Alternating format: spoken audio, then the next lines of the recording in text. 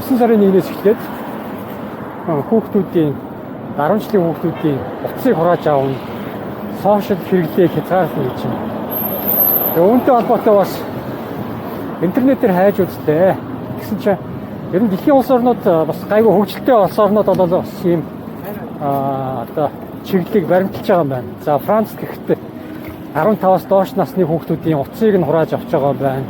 Интернет хэрэглүүлэхгүй байгаа юм байна. За тэгээд хичээлэн тарах үед утсыг нь өгч явуулдаг юм байна. Солонгост мөн адил. За тэгээд Солонгост бас энэтэй холбоотой утасны хэрэглээ болон за энэ бүүлийтэй ялангуяа солонгосч одоо тэрийгээр алдартай. Энийг дормжилж дээрлэх чинь нөө тэр бүгдийг бас шамдаг бүр төвтэй юм байна. Харин энэ бүгдээс хамгийн сайн жишг болж байгаа нэг бол Финлянд улс байт юм байна. За Финлянд улс бол яаж одоо энэ одоо цахим хэрэглээг хяналт тавьж байна вэ гэхээр зэрэг хүүхдүүдэд биш тий ийм 3 зүйлийг сурвалж байгаа юм байна. За нэгдүгээрт нь бол одоо фейк ньюс буюу хуурамч мэдээлэл. Мэдээллийн үнэн зөв, үнэн худлаа гэдгийг нь яаж ялгах вэ? Яаж шалгах вэ гэд маш олон зүйлийг одоо заадаг юм байна бүр багаас нь. За нөгөөх нь бол олон нийтийн сүлжээ алгоритм нь одоо яаж ажилладаг юм бэ? Тэр бүгдийг бас заадаг юм байна.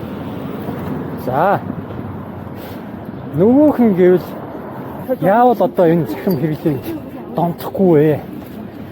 За яавал одоо донтож байгаа гэдгээ мэдрэх вэ? Донтолтоос яаж сэргийлэх вэ? Цахим хэрэглээний тий сошиал хэрэглээний донтолтоос хэрхэн сэргийлэх вэ гэдэг.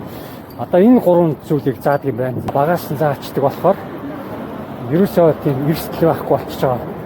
Хүүхдүүд одоо медиа дээр тий сошиал дээр одоо шүүлтүүртэй хандж эхэлж байгаа байхгүй. За хэрхэн яаж за энэ бичлэг одоо мэдээлэл үнэн зөв гэдэг энэ бүгдийг бас өөрөө хянаад хэлдэг болчихж байгаа.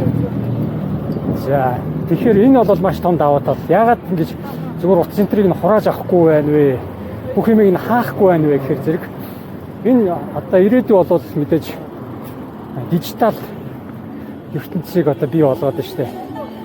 За тэгэхээр зэрэг яалтчгүй компьютер болно. За энэ бүх одоо технологийн дэвшлээс хоцрохгүй тулд хүүхдүүдийг одоо шууд утас центрийг нь хурааж авахаас илүү энэнийг зөв бурууг нь хэрхэн таних вэ гэдэг. За жишээлж ярих юм бол ууланд хүний идэж болдгоо олон төрлийн жимс байлаа гэхэд ганцаараа явж хахад заавал идэж болохгүй хүчүүдийг нь устгах нь хурааж авах гэхгүйгээр тэндээс одоо нөгөө идэж болох жимсийг нь хэрхэн таних вэ? Болохгүйг нь яах вэ гэдэг.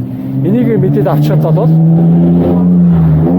болчихж байгаатай дийлэх нь байгаад байгаа байхгүй. Тэгээ хамгийн гол нь сайн муугийн ялгааг үнэн худлын ялгааг одоо мэдээд авчих гэдэг бол хүүхдүүдийн хувьд маш том даваа тал болчихж байгаа.